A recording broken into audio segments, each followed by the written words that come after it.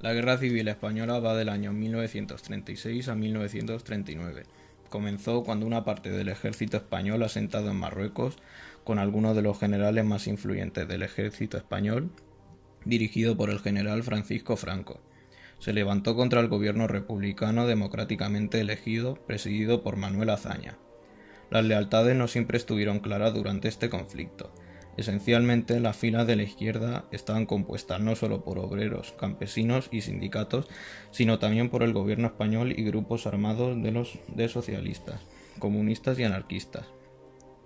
La derecha tenía el apoyo de las facciones rebeldes del ejército, la oligarquía industrial, los terratenientes, la burguesía y la Iglesia católica. Por diversas razones, los republicanos recibieron el apoyo de la Unión Soviética y las democracias europeas, mientras que los nacionalistas estaban armados y equipados por los gobiernos fascistas de Alemania e Italia. Los nacionalistas estaban mejor organizados y recibieron una importante ayuda material de Alemania. Los republicanos recibieron muy poca ayuda de la Unión Soviética y por otra parte estaban divididos por conflictos internos.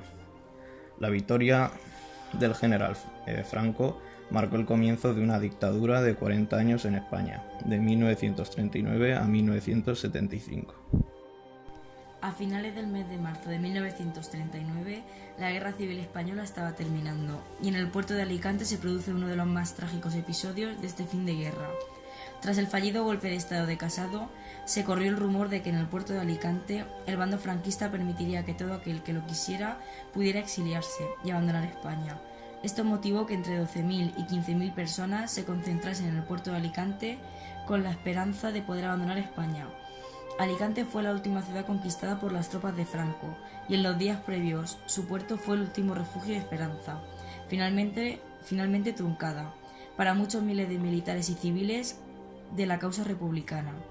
Fue en el puerto de Alicante donde la República vivió sus últimas horas, porque miles de refugiados que huían del avance final del ejército de Franco estaban esperando la llegada de barcos hacia el exilio para escapar de la represión, pero fue una espera inútil, porque esos barcos nunca llegaron.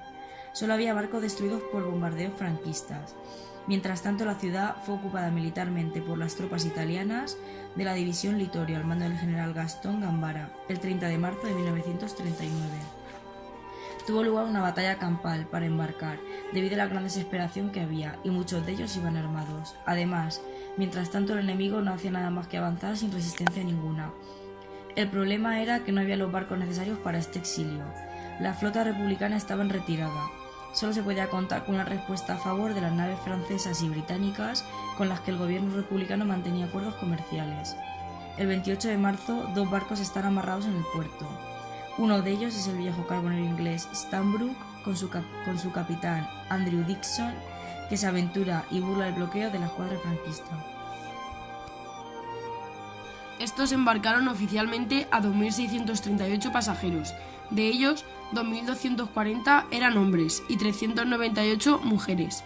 147 eran niños, de los cuales 15 no habían cumplido el primer año de edad, y de entre estos algunos eran recién nacidos. Stanbrook zarpó el 28 de marzo a las 11 de la noche. El otro mercante, el Maritime, también británico, su capitán solo aceptó 37 pasajeros y zarpó prácticamente vacío. Tras la marcha del mítico barco Stanbrook, quedaron atrapadas allí unas 14.000 personas. Otros barcos intentaron romper el bloqueo realizado por la flota nacionalista y acercarse para acoger a más personas, como el Winnipeg y un par de mercantes franceses, que intentaron aproximarse al muelle, pero fueron interceptados. Los últimos republicanos refugiados en el puerto contaban con la esperanza de salir en un barco que nunca llegó. La desolación hizo su aparición en el puerto, donde se quitaron la vida muchas personas, entre 22 y 136 según diversas fuentes. De esta forma, la ciudad de Alicante se convirtió en una gigantesca prisión. El día 31 entraron en el puerto 2 barcos, pero cuando los abatidos republicanos comprobaron que se trataban de 2 barcos nacionalistas, el Canarias y el Vulcano, y desembarcaban soldados, el caos fue total. Ya prisioneros, fueron llevados a un campo de concentración Los Almendros, situado entre La Goteta y Vistahermosa, mientras otros eran encerrados en los castillos de Santa Bárbara y San Fernando, en la Plaza de Toros, en algunos cines, en la Escuela de Ciegos y en el Reformatorio de Adultos.